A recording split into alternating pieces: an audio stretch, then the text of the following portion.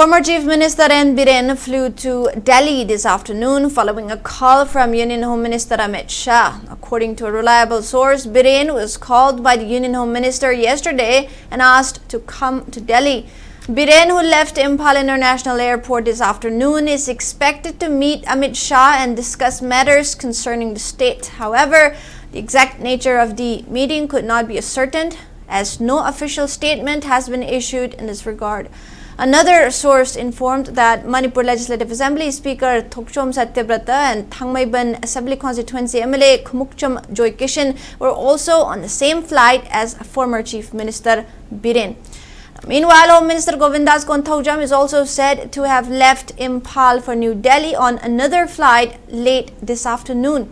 Responding to queries from reporters at the airport, Biren said that he was simply going to Delhi but did not provide any further details. Home Minister Govindas also gave a similar response to reporters.